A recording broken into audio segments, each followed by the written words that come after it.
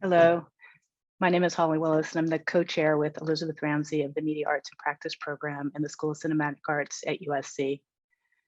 In association with our PhD student, Selwa Swiden, who helped organize this event, and USC's Visions and Voices Arts and Humanities Initiative, we're delighted to welcome you to the second in a three-part series titled As If, Reimagining Futures, which brings together a group of media artists committed to alternative modes of imagining the times and spaces of our possible futures. As If was inspired by the work of our colleague Kara Keeling, who also teaches in the School of Cinematic Arts. In 2019, Kara published a book titled Queer Times, Black Futures. In her introduction, Kara writes, "The imagination is among the weapons on offer in societies of control." While the imagination and creativity have both been co-opted as kinds of marketability, we are interested in understanding the radical potential of the imagination that Kara describes through queer, Indigenous, and Black perspectives. The interdisciplinary scholar and artist Suzanne Kite offers an inspiring body of work that enacts this potential, and we're really delighted to have her here with us today. Before we formally begin, however, I'd like to take a moment to acknowledge my presence on the ancestral and unceded territory of the Tongva people and their neighbors, who lived here for 9,000 years before settlers took this land. While I'm sitting in Culver City, I want to extend this acknowledgement to the USC campus itself. In previous times, land was held by the Yangvit, Garavit, and Satvit people, who believed that every consumable resources, trees, flowers, fields, was the collective property of the tribe. They also held notions of shared kinship, language, and culture. And these ideas of kinship and language are central to our event today. So we invite you to reflect on the ongoingness of the impacts of colonial violence as we gather together for an event hosted by USC. Further, to read one chronicle of this particular history, please visit the website of the USC History Department. And now I'm pleased to introduce Suzanne Kite, an artist whose interdisciplinary practice has been an inspiration for all of us in the Media Arts and Practice program in the School of Cinematic Arts. We'll begin with a presentation and then pause every 10 to 15 minutes or so for conversation with all of you. We invite you to keep track of any questions or comments that you have for these in-between moments. And now, please welcome Suzanne Kite. Hello, thank you for having me today. This was a really fun tour to make through my practice. It's a tour in three parts. I'll just say a little bit about myself. I live in Tulsa, Oklahoma, and I am currently a PhD candidate in Concordia University. I am an artist and a composer, and sometimes violinist, a lot of times sound artist. And my practice is pretty broad, but I try to cover some of it in focus and some of it broadly over these next sections. And if you'd like to know more, my website is kite.com. So this first section will be a short lecture on my current PhD research and my kind of the art I'm focused on now. But I'm also really excited in Los Angeles at the Hammer Museum opening last week is a project in collaboration with Tongva artist Elle Frank. Elle Frank will also be speaking at the Hammer in the coming months. And that's a collaboration between Elle Frank, Rin Johnson, and myself. And so if you're in Los Angeles, go check it out. All right, I'll be back soon. Hi, my name is Suzanne Kite, and I am going to start this program with a little presentation about my current research and some of my artwork in general. So I want to first talk about my PhD research, my research creation project called Helchanku Kinkapaye. I'm currently writing about it. And I'll begin with my formal introduction. How matakiapi petu washte or hiani washte if you're in the morning. Suzanne Kite amachiapi kashto, Oglála hamacha, Oglála Lakjūóta, chante washte nape chiuzapo, My relatives, I shake your hand with a happy heart. Muskogee Creek Reservation, or Tulsa, Oklahoma, LYT. So I am currently based in Tulsa at the Tulsa Artist Fellowship. And I'm going to start with a little introduction of my art practice. I am very proud to come from a family of artists and thinkers, and I really credit my grandfathers, Marc-Pierre Nagy and Edwin Svigals, with making clear the importance of questioning what is known and unknown. I practiced classical violin since the age of 5 when I got a violin from my aunt Alicia Svigals. I played in orchestras and ensembles until it dawned on me in community college that I did not want to play just classical music, just music made by dead white men. I wanted to make my own music. I played a lot of different genres with rap crews, electronic producers, klezmer bands, and then started to make my own music. And through multiple music programs, by the time it was about 2018, I created my first machine learning artwork, which was a performance and installation called Listener. And this was building on a decade of development of body interface from movement performances with carbon fiber. And this is development of a human-computer interaction system, first with my friend James Hurwitz, its first developer, and I called it the Oglála interface.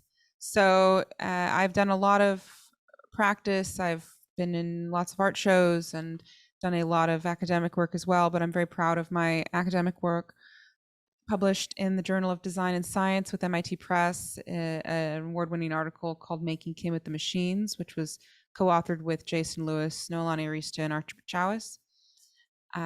This arguments across 4 Indigenous researchers talk about the correlation between stones and AI, outlining ontological arguments for the necessity of Indigenous philosophies and the development of ethical AI. So this paper has been a touch point for contributing cultural knowledge to technological developments. I also participated as the global coordinator for the Canadian Institute for Advanced Research sponsored program Indigenous Protocols and Artificial Intelligence, which recently published a position paper. I highly recommend it. But in this introduction to my work, I want to talk a little bit about this piece that was recently up at the Veralist Center in New York, and was a really exciting first look at kind of the research I've been doing over the past 5 years. It looked like this. There were 2 rooms. One of them was an interactive projection and sound room, and the other one looked like this, which was full of videos and this hair braid that wrapped around multiple rooms. So this project and my current research has been developed alongside the discussions in artificial intelligence communities turning towards an ethics or artificial intelligence ethics. I think that ethics is alive in communities and is defined by communities and created by what Jolene Ricard has called cosmology-scapes, the combination of cosmology and landscape, of the earth and the sky, of the seen and the unseen. And it's understood only out of relationships to non-humans. So from a specifically Lakota perspective, this term good way is a widely used term that can have many meanings: choices one makes in the path of life, attitudes towards others during conflict, or in discussion of protocols, which is inherently ethical. In this dissertation and in my research project, this term protocol refers to decision-making processes. And it can also refer to computational internet protocol, but to me really has a lot to do with this Ojibwe concept of 7 generations, understanding that our decisions affect 7 generations into the future. So I really recommend people check out the Indigenous Protocols and Artificial Intelligence Working Group's position paper. But to talk about my practice for a minute, the Lakota wearable body interface is what I've been developing. It can be used to make music, to affect video, and is often worn on my hair as a hair braid interface, and a lot of my sculptures reflect this. And in this, it's become clear that performance practice with computers is really interesting way to access a Lakota epistemology, a Lakota way of making new knowledge. So I'm performing a relation between my body and the cosmos, my body and the landscape. So some of the questions I'm asking in this project are, how do I make artwork in a good way? How do I make artwork with AI in a good way? What frameworks are necessary to design and build ethical relationships between humans and AI? What is the ontological status of beings and materials in my community? So my arguments have a lot to do with ontology, stones, and AI. So the way that our ontologies, who we consider to be a being and what we consider to be a being in the world or to be being in the world, is essential to what kind of ethics we're working through and acting on in the world. My grandfather said this, and I'll share this quote. He said, "I believe this about stones. Whenever one comes to you, whenever it rolls to you, whenever it's right in front of you, that's there for a purpose. They're to teach your spirit something so that maybe what it teaches you, you can use to help someone else, or you can heal someone else, or you can do a lot of things, because sicknesses a lot of times are brought on by the mind, people's minds themselves. This year, they've been really teaching me so that I can help younger people, especially, realize they have a purpose, realize they came here to do something and it's theirs and no one else's." I like that quote by him because stones and purpose are deeply intertwined in Lakota culture. They're part of our ceremonies, part of the way we make new knowledge. So I think that when we're talking about computers and Lakota ontology and what kind of new things we're going to make, it's a question of Lakota ontology being an ontology that is already established way of being, where objects that seem inanimate to non-Lakota eyes are actually alive with spirit. We have the opportunity now to begin to build machine learning software, artificial intelligence, even physical computing devices from ontologies different from those that are destroying Unchi-Maka, or the earth. So it gives me hope that Unchi-Maka is home to many, many indigenous ontologies, which provide localized, time-tested frameworks for building and coexisting with humans and non-humans in ethical ways.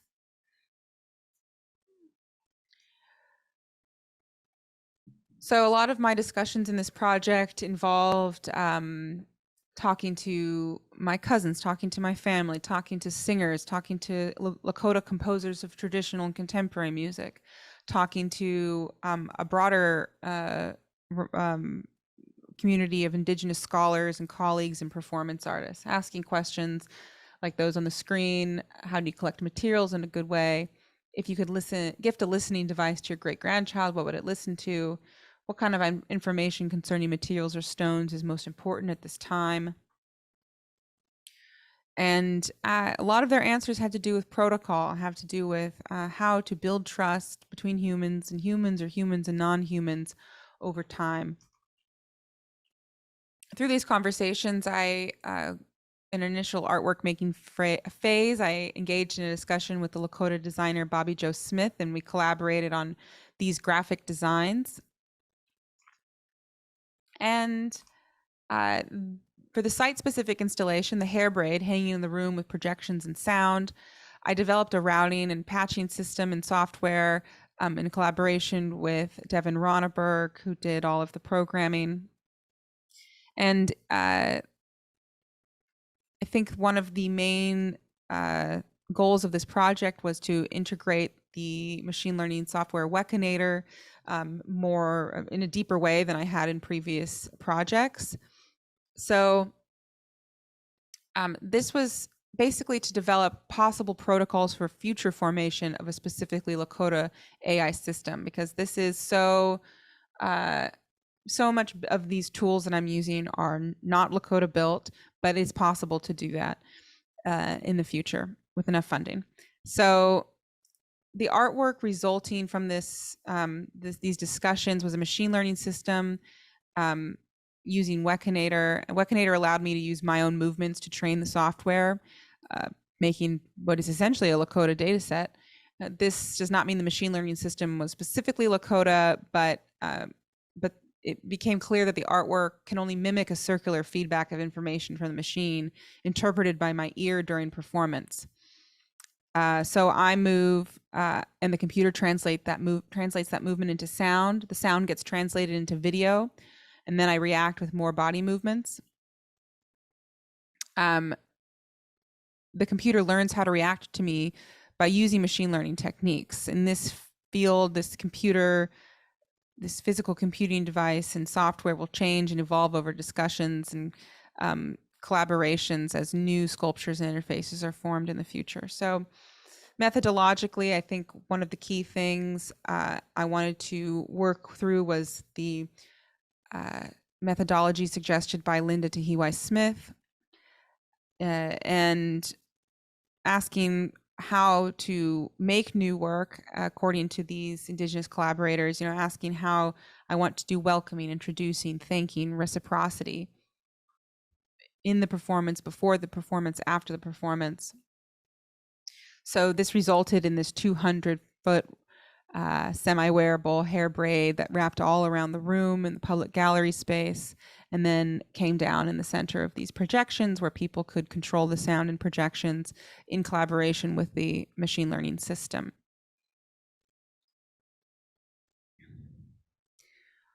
So it was important to me to offer food and tobacco to these possible, if not seeable or understandable at this time, non-humans that are melted, the stones and metals that are melted into computer parts and part of my installation, but to begin to explore the protocols possible for greeting those beings. So in the end, the question that returned over and over for me was, where do our creations come from? Do they come from us? Because it is a common saying in Lakota culture that we as humans are mere conduits, mere channels by which spirit moves through us to act on this earthly plane. So in order to create, new concepts, I want to continue thinking not only about how artwork comes from the land, but how it comes from the cosmos as well.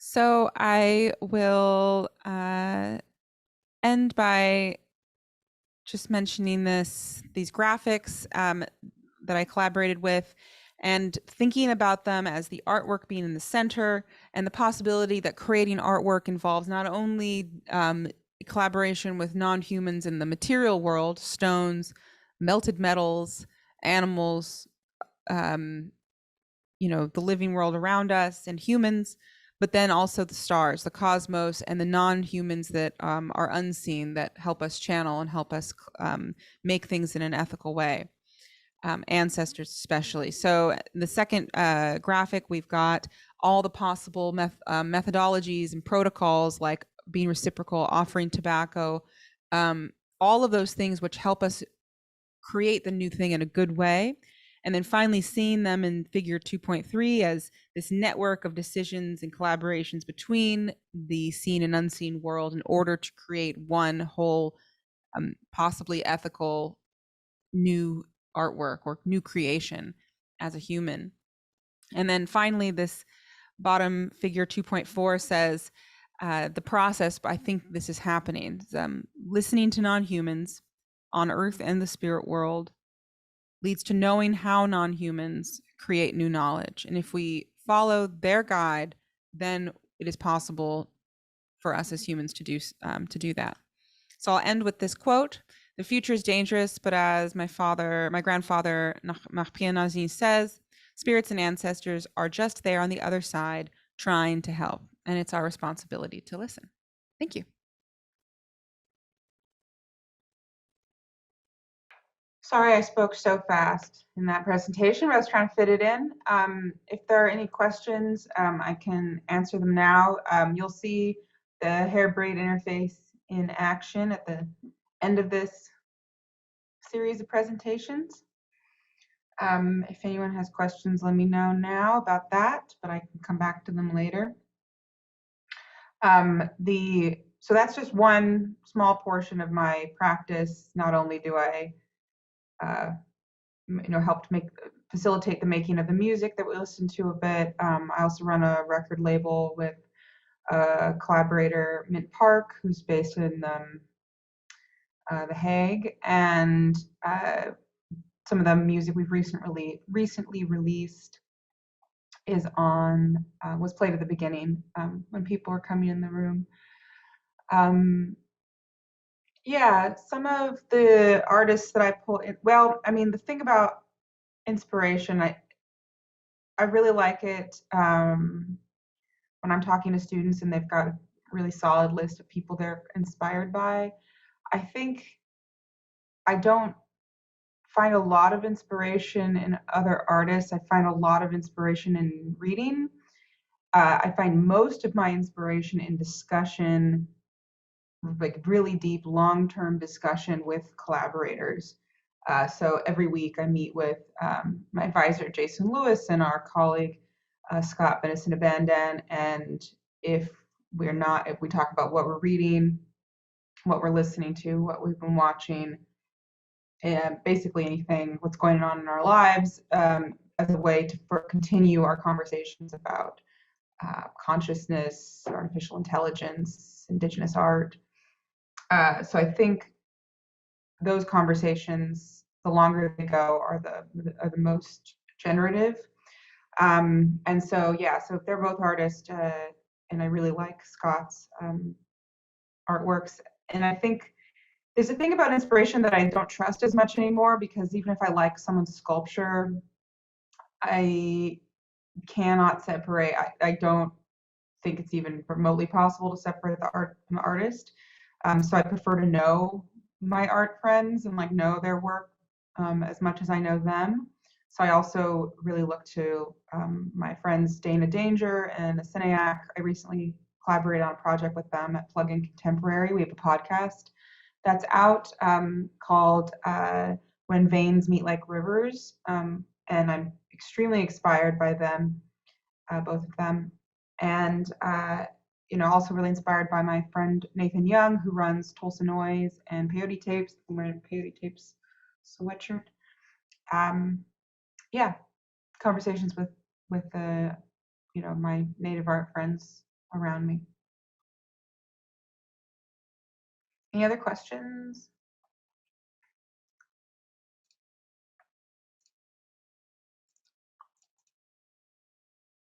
All right. Well, if you've got more, put them in the question and answer section, and then I'll answer them during the next thing. So the next little video we're going to watch is a tour of my studio. I'm just going to show a bunch of pictures of finished works and some kind of the way I run my sculpture studio. But I really was looking for it, but I couldn't find it in time. A video of my office that I work in, because most of my work happens on computers, obviously. So I'll just describe what's surrounding me, my fake background behind me. I'm surrounded by Arduinos that Devin Ronneberg has built, different LiDAR sensors. I've got a ton of music equipment around me, a couple violins, microphones, wall full of cables, screens and speakers, and this is where I do most of my work. But so now we'll look at a video of where I do my sculpture work, which is right down the street from my house, where I live, thanks to the Tulsa Artist Fellowship, who helps me live and work.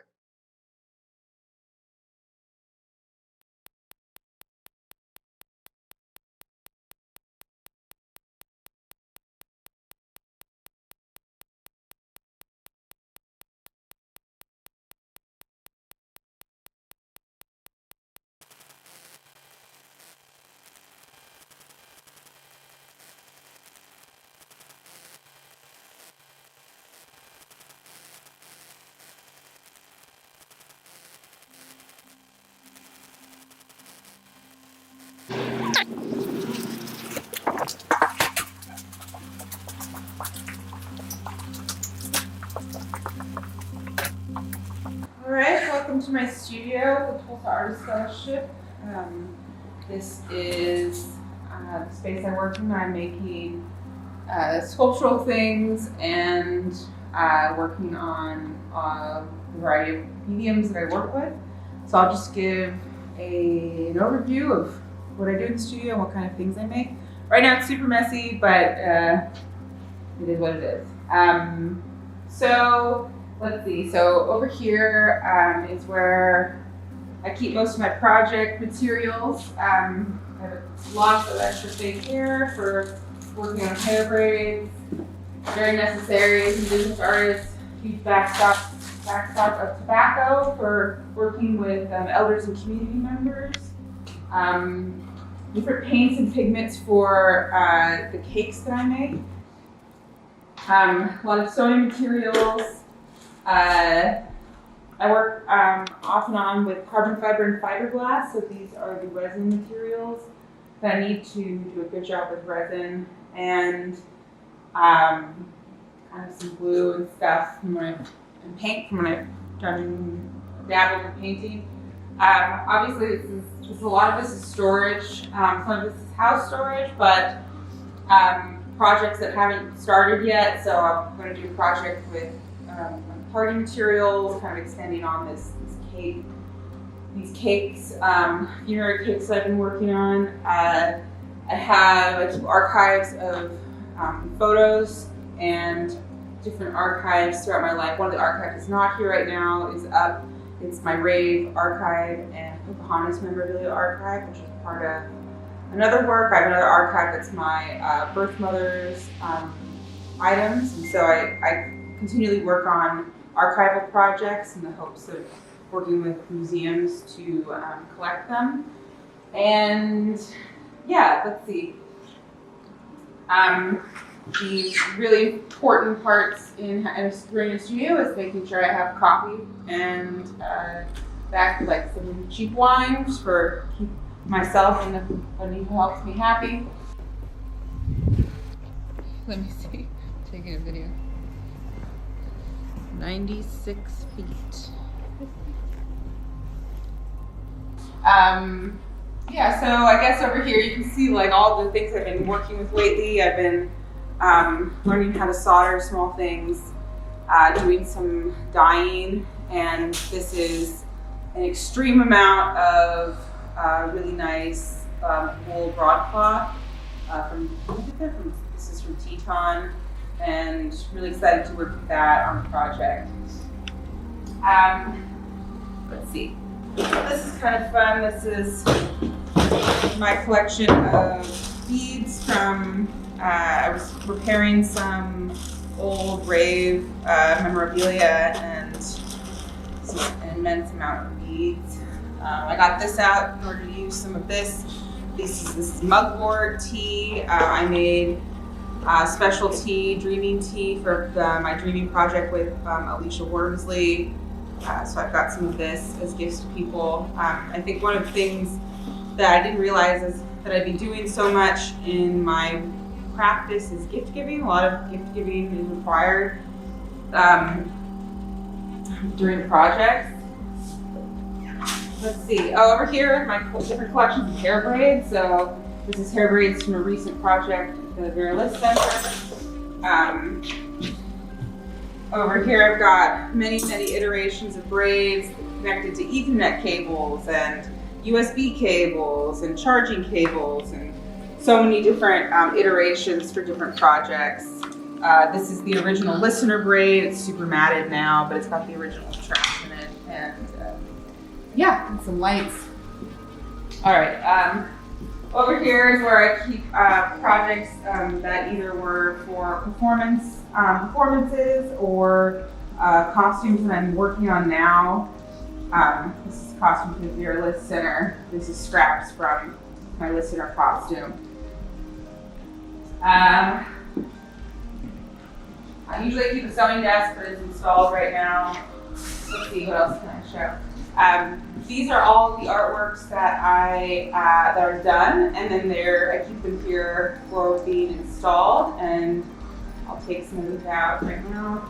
The orange shirt is shirts from The exhibition Veins Meet Like Rivers at Plug-in Contemporary.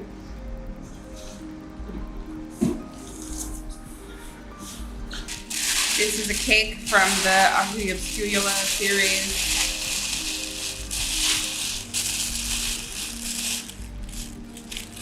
So it's made of silicone piped and photography prints that haven't really been shown yet. They're really awesome. This is a piece that was scanned and then turned into a screen print. It's got really pretty holographic ink. It's probably Chalkia.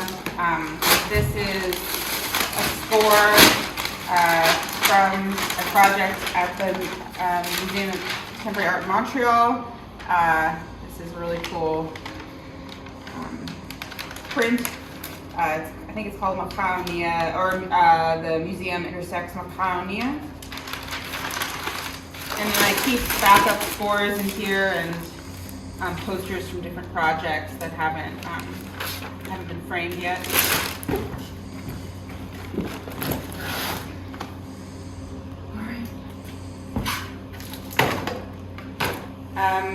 And these are some, I keep projects that are old or fallen apart. So these are some of the carbon fiber pieces that I've made over the years that are no longer in use. This is a really complex, interesting sculpture made of fiberglass that's supposed to be worn, but I retired it because it kind of looks like an alien baby that's emerging from my chest. It looks a little strange. So yeah.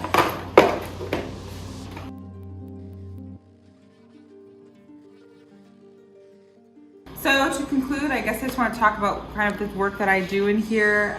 Overall, it's mostly when I come to execute work. I do all my computational work at home, and the studio is a blessing because it's so big. So I'm able to do sewing projects in one area, dust creating projects in another area.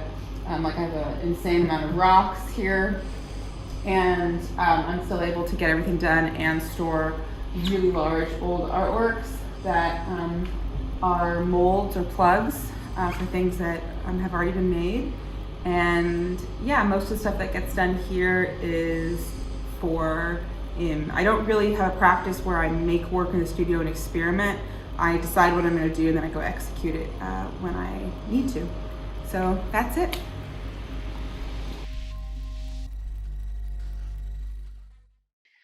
All right, hope that made sense.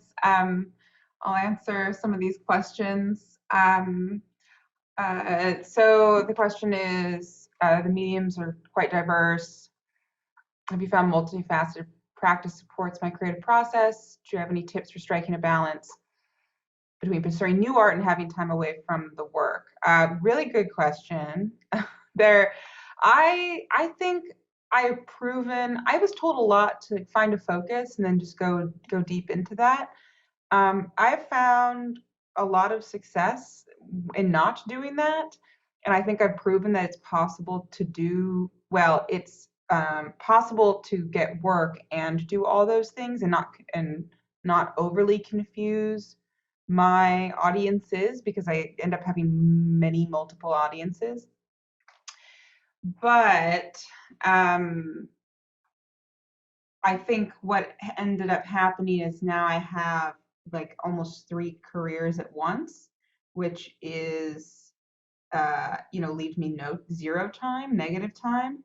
I'm doing things like I'm doing everything at once, and I'm only able to do it and successfully maintain sanity by having really, really good help, really good assistance, really strong support. So I do think that it is possible for students who are looking at being artists and being in like academics or intellectuals, writers, and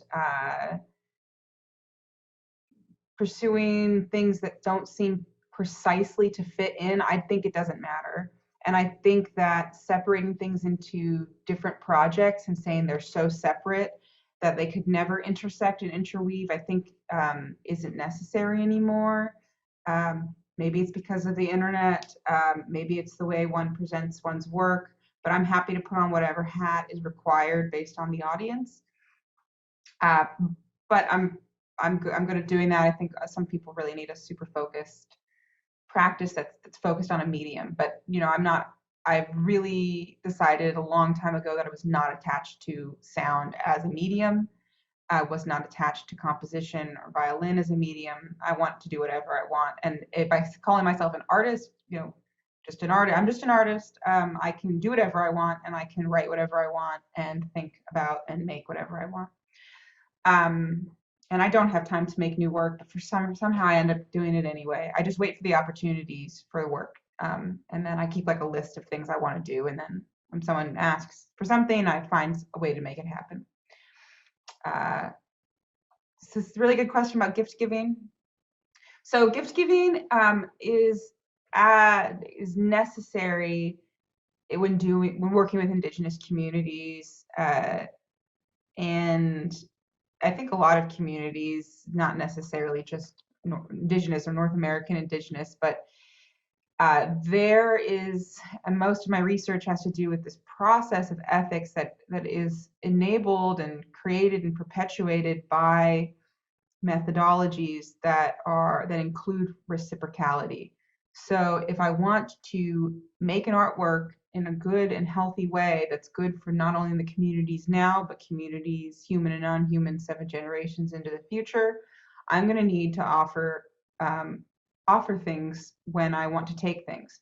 When I need to offer things to my ancestors, when I'm taking a really good idea from the ether and turning it into reality. I need to offer tobacco and gifts to peyote singers if I go to them and ask for knowledge or songs. I need to offer money or honorariums when I interview people, and to the best of my ability.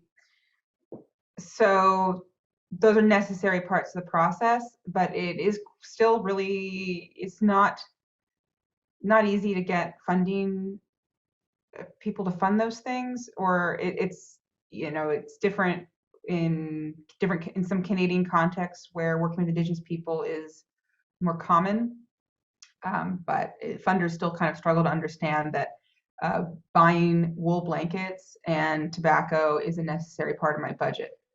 So yeah, it's a process I've learned and I'll continue to learn. And when I meet new people and I want to work with people from other communities, I ask, I'm like, okay, what's the correct protocol? Do these people want blankets, or they want something else, or trying to come in a good way always. But I didn't always do that. I had to learn. So I'll read this last question. Who do I see as my primary audience? My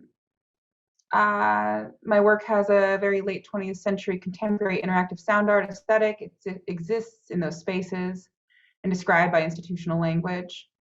And I mentioned that it's hard to separate the artist from their art. How often is your work exhibited in non-Westernized spaces? I have the great honor of getting to show a lot, a lot being like 2 or 3 times in as close to my community as you can get in Rapid City. I got to show Listener, and Listener was the first time I had enough of my own funding that I'd scrounged up to be able to take a super complex sound art, like interactive artwork to South Dakota, and I took it to Racing Magpie Gallery, which is run by Mary Bordeaux, who's the artistic director and my relative, and I was able to show that work to family and like community, and one of my biggest goals in making this work is that when it gets seen by audiences like that are like Lakota audiences, that it's not it's like not impenetrable, like that they can understand. I was super worried that I was on the wrong path and I was just gonna, not be able to communicate. But and a relative of mine who had at that point forgotten she was my relative came up to me and just read the piece. She knew she was like, that's a dream. That's a reference to this one prophet. That's a reference to this other thing. And then I knew I'd like done it correctly, and that at least for that piece, I'd made enough layers that are just for my family, that I'd done a good job. Not to say that all the work is for my aunt, and is legible, or that my aunt even cares about all that work. But I was super proud in that moment. But I do find that, it's my job to be an artist, so I have to work in with museums and galleries. But sometimes I get the honor of working with museums and galleries that serve and welcome Indigenous people. Hope that made sense. Yeah, check out Racing Magpie Gallery and donate to them if you have extra cash. So I have one more question that was sent to me directly. Can I say more about the relationship between stones and purpose? Yeah, that's an interesting way to phrase that. Actually, I've never used the word purpose. I think my grandfather used it a lot more than me. I think that the thing about Lakota religion and philosophy is that it's super personal and super individualized, and it's kind of a misnomer, or it's just a mistranslation to say that it's like a extremely hive mind community sort of philosophy, because it's all about one's personal relationship with the spirit world. And so that all to preface to say that this is what my grandfather tells me, and I don't know if every medicine man has the same opinion. So he was very adamant to me throughout our relationship that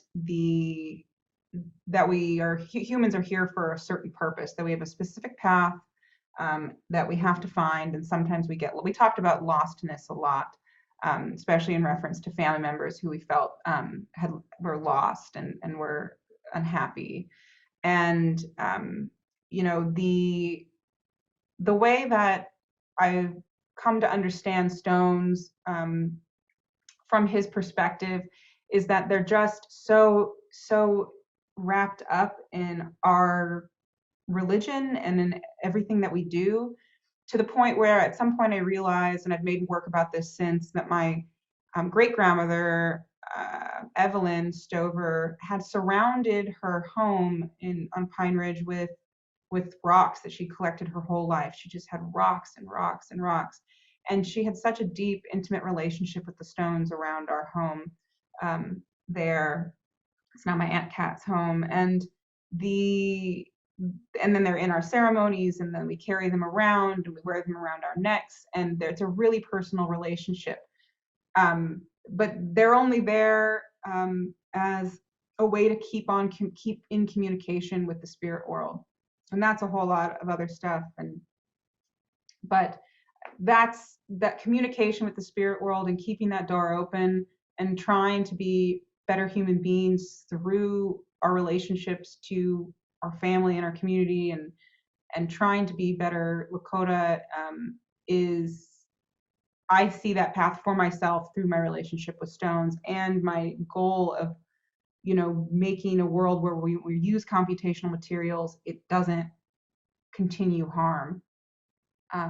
So let's watch the last section. So performance, it's called Listener, and it's a version I made down the street here at the Fly Loft, which is a performance rehearsal space here.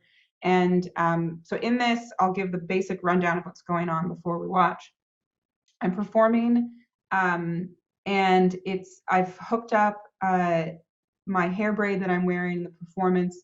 It's got an accelerometer on it. It looks something like this, and it's tracking X, Y, and Z axes. So same way your phone knows that when you turn it, it's rotating. So we've got pitch, yaw, and roll.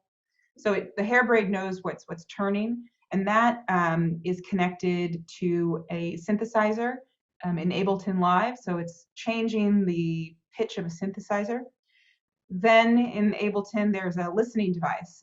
It's hearing it's not hearing in a computer hearing sort of way. It's listening to the frequency changes, and it's communicating those frequency changes to Wekinator, to a machine learning software developed by Rebecca Freebrink. And this machine learning software is trained on a data set by myself that is then sending out OSC messages, which are changing a compass made of Lakota geometries. I'm watching the compass. I go in between looking at the screen, there's a screen in the room, and not looking at the screen, and mostly listening. And then I make my decisions on how to move the braid. So in that way, I close the loop in a very simple way. This is not a very complex computer system. It's a simple way for me to try to listen and make decisions alongside a very simple machine learning algorithm. So I'll answer questions after. Thanks.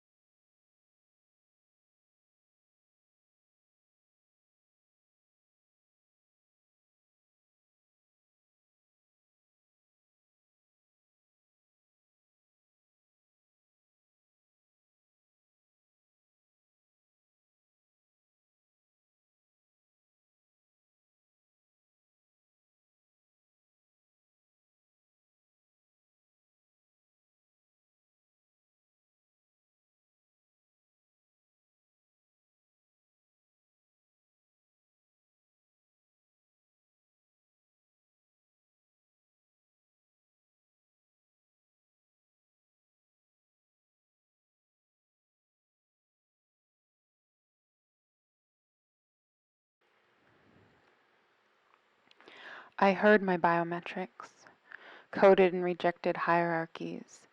Rejected hierarchy, coded and rejected. I heard my biometrics, coded and rejected hierarchy, coded and rejected hierarchy. Listeners and stories traded for listeners and store. I heard rumors of other place. Most whispers that they desire our evasion. Whispers that they find maps, which are back the way they came. Which all have roads that lead to maps, which to rely on false. The only true survival. Prey on wandering low. The only true survival technique is to listen. The only true survival in silence called the future. Side of now is an imagine I hear it. Side of now is an inside of now is an inside of now is an inside of now is an in. The shape of all things sacred manner stood more than I saw, for I was seen in the shape of all things, and I saw that the sacred is starlight and wide as one of many hoops which made one circle, Father, all the children, one mighty flowering tree to shelter. In the center grew one. I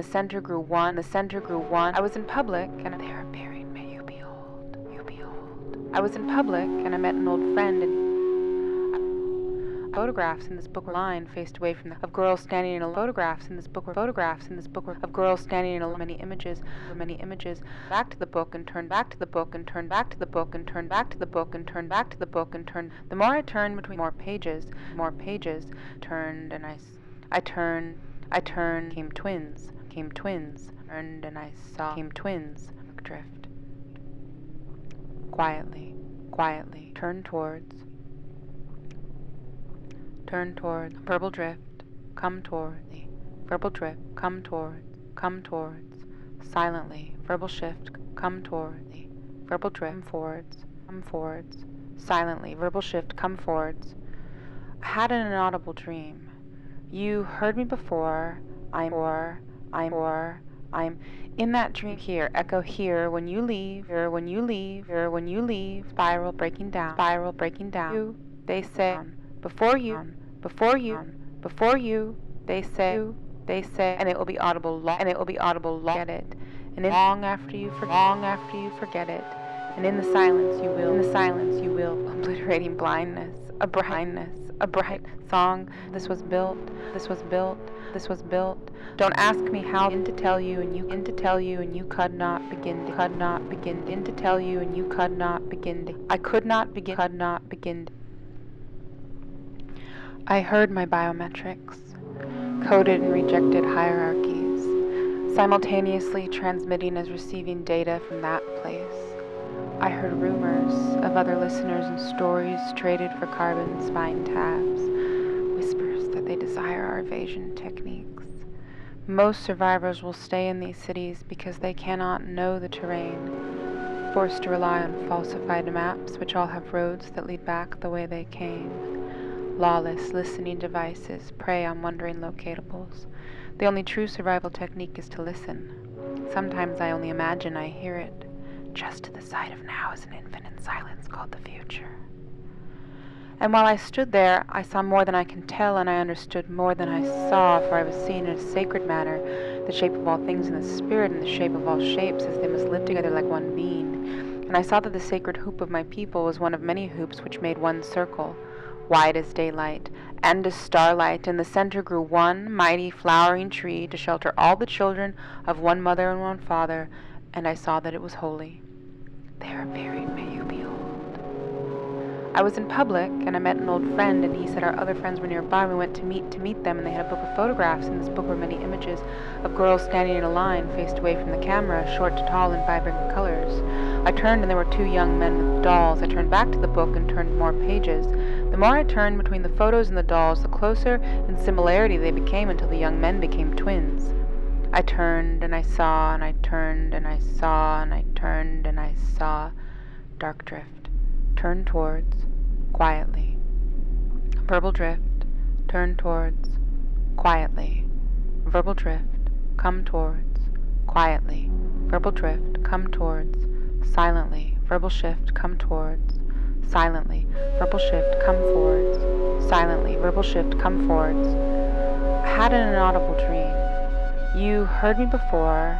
I am here. Echo here. When you leave, in that dream you hear it. Time disintegrates as we observe a spiral breaking down. Before you, they say, that which you cannot hear is audible long before you begin to hear it, and it will be audible long after you forget it, and in the silence you will go insane. I know you listen to static, listen in a darkness you hear, obliterating blindness, a bright white sunlit song. Don't ask me how this was built, I am only here to hear it. I could not begin to tell you, and you could not begin to hear it. Echo here. When you leave, in that dream you will hear it. Time disintegrates as you observe a spiral forming before you.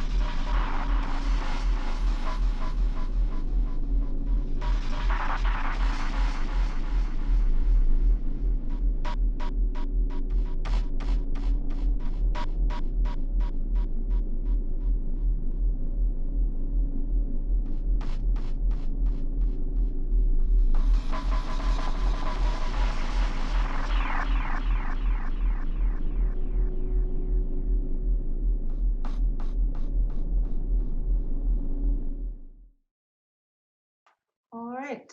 When I was watching that, I thought of one more thing I wanted to say.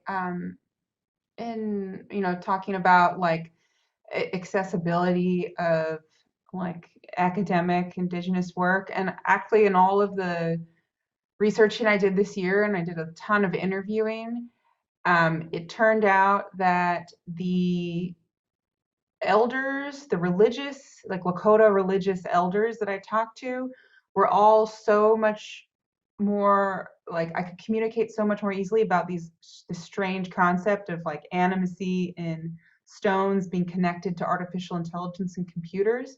It made so much more sense to them, and it took a lot more explaining to do with when I talked to younger folks.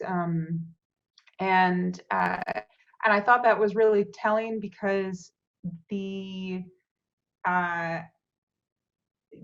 I think one of my favorite conversations with this elder, John Dwayne Rosencenter, who talks about, well, he's a retired geologist and did a lot of the early art, if you're familiar with geology, ArcGIS development, and worked a lot in Canada with Indigenous communities there.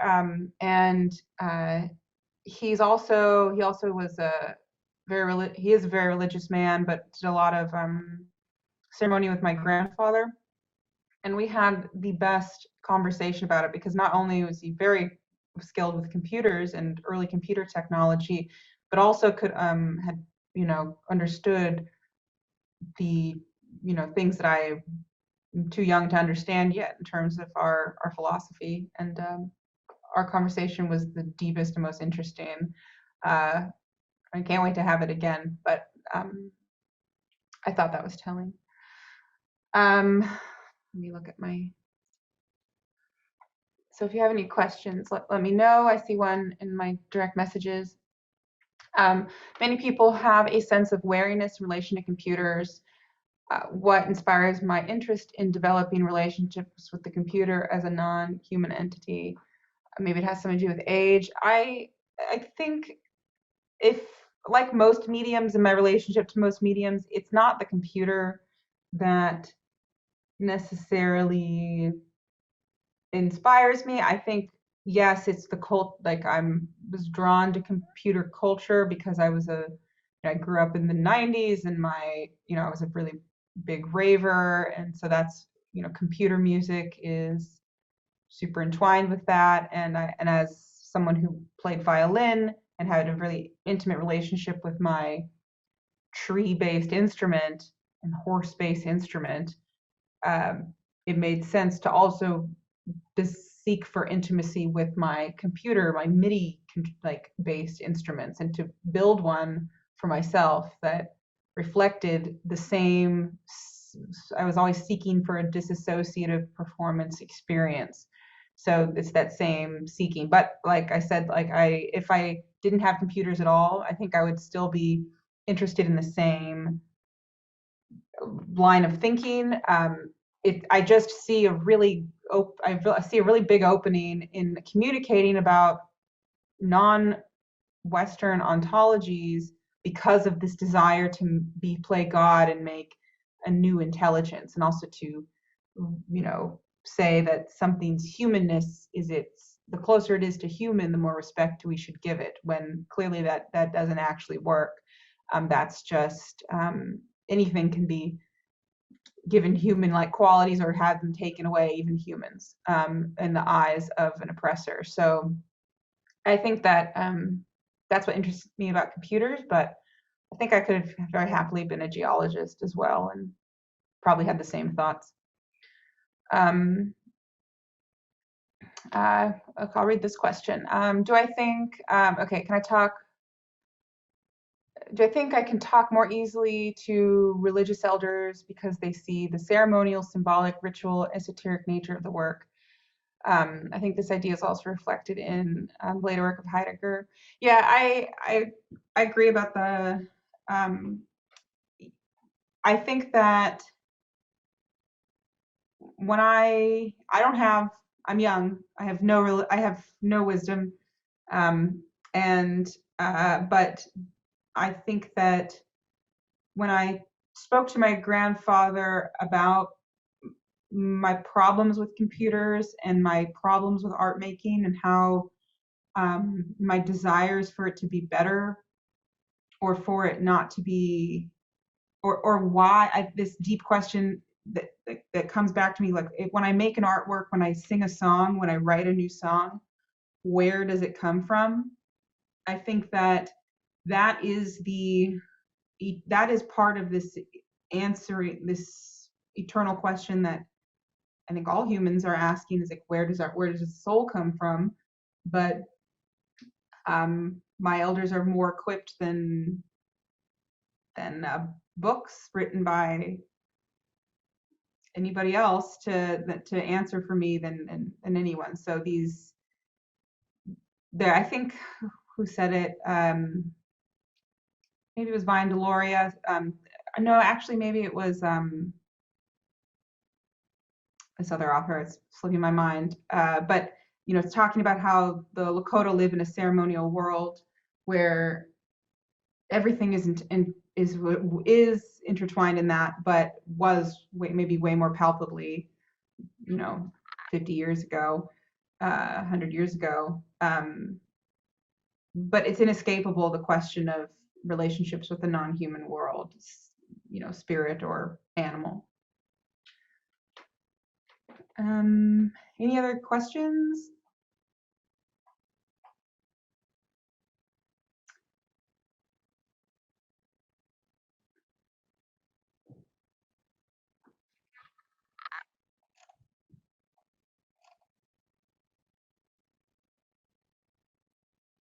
Nope.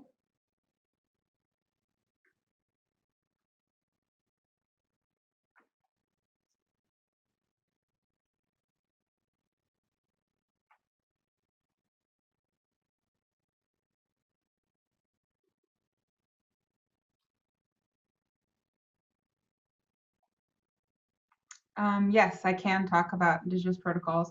So I'm just one person from one tribal background, but so protocols and the definition of protocols change from person to person. And I really like what Leanne Simpson says about protocols. Leanne Simpson is very against even using the term protocols because they've been used in communities to keep out the most vulnerable people in our communities and from ceremonies, and sometimes protocols are not healthy for everybody. But the way I see them from a positive angle is that they provide a methodology to being in right relation with humans and non-humans that we interact with. So I see Indigenous protocols as, and I guess I don't even see Indigenous, there's no such thing as an Indigenous protocol, actually, in my opinion. The way I see Lakota protocols in community events that I've been to, what they do is they prevent harm to you and to others. They say by offering tobacco, it's more than symbolic gesture that begins a series of events of being, hopefully, giving more than you're taking from any situation. Other protocols protect our health. Protocols protect our minds. Protocols protect the environment. One protocol that my cousin Corey and I talk a lot about is environmental protocols, such as you can't, if you're going to harvest willow branches, you can't take all of them, or there will be no willows next year. We can't keep our ceremonies going if we decimate our non-human relative, the willow. That's it seems so simple, but understanding that on a very deep level means that our communities can survive in good relation to each other for millennia, as opposed to destroying whole ecosystems in a generation.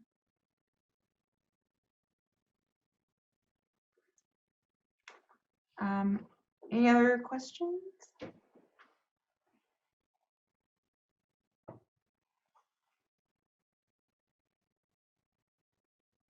So. Yeah, hi, Suzanne.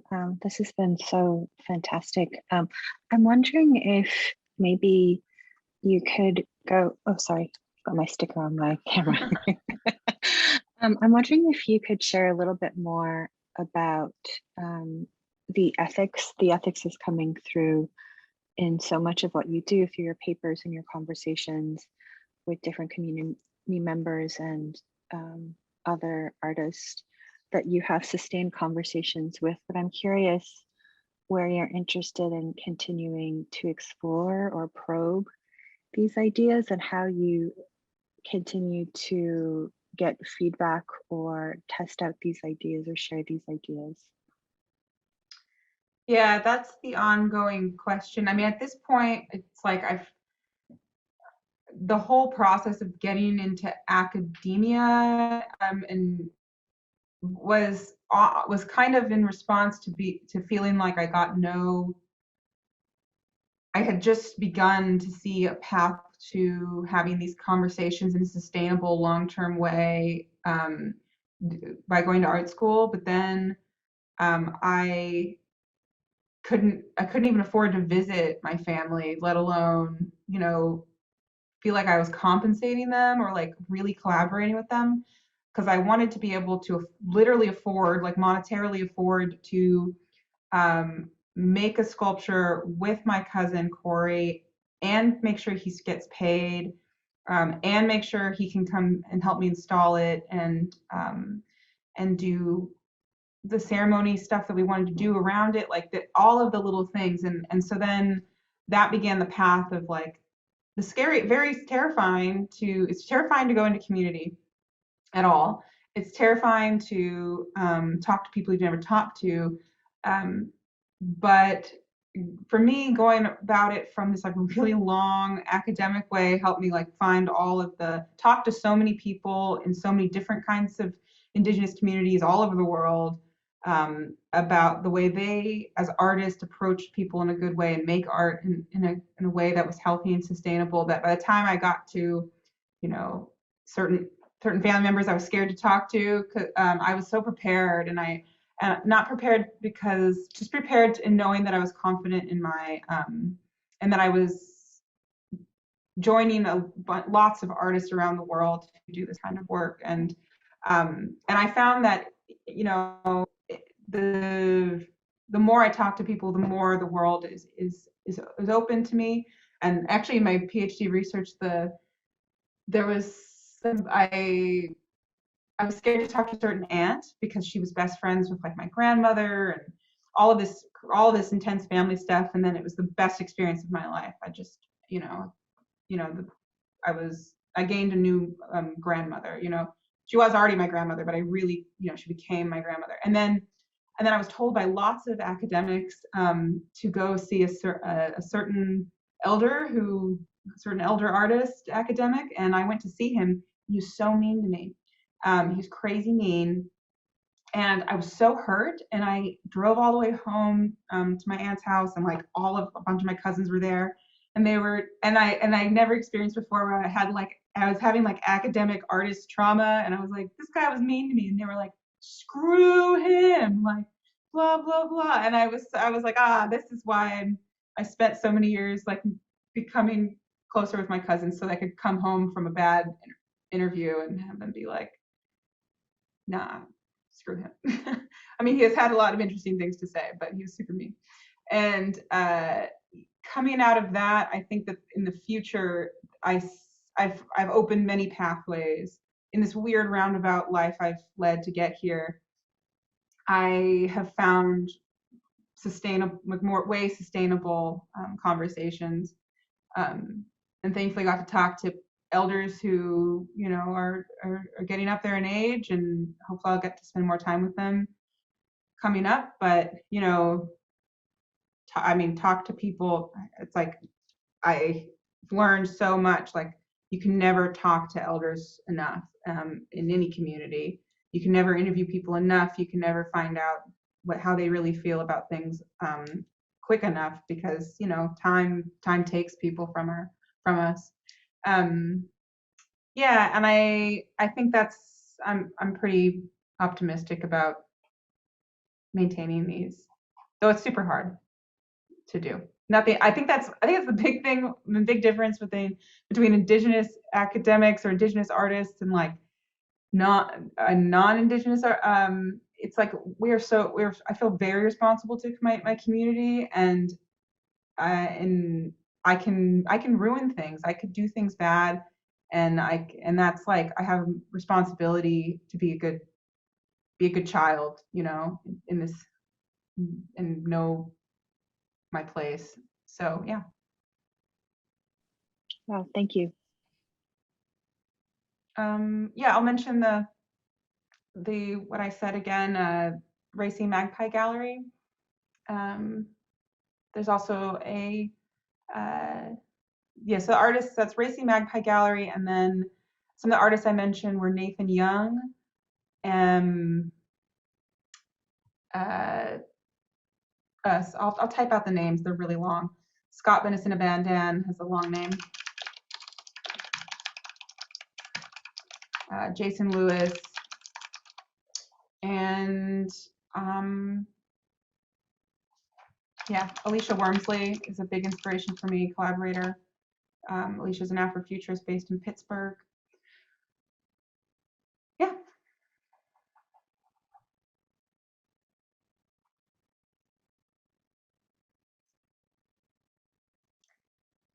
Any other questions?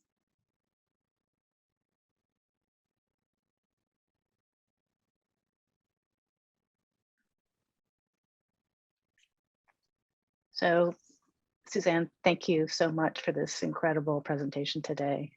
It's been just so inspiring to see the merging of these ideas of ontology, of knowing and unknowing, of stones, and computation and performance and academia kind of woven together so elegantly.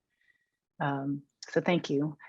And I guess as a more formal thank you to all of you for being here, Elizabeth Ramsey, Celis Wyden, and I want to take a moment to thank you all for coming to this event and sharing some time with us on this Saturday. We also want to thank the USC Visions and Voices Arts and Humanities Initiative for supporting the event so generously, and specifically Marie Rain Velez for her incredible thoroughness and care, along with the rest of the Visions and Voices team, some of whom are here today. We also want to thank Carolyn Cipolla, who is our captioner, as well as Bettina Perez in Kite's office for her support, and Robbie Wing also for helping with the video production. And finally, Suzanne, thank you again. This was just a really incredible, inspiring presentation today. Thanks for joining us. Thank you.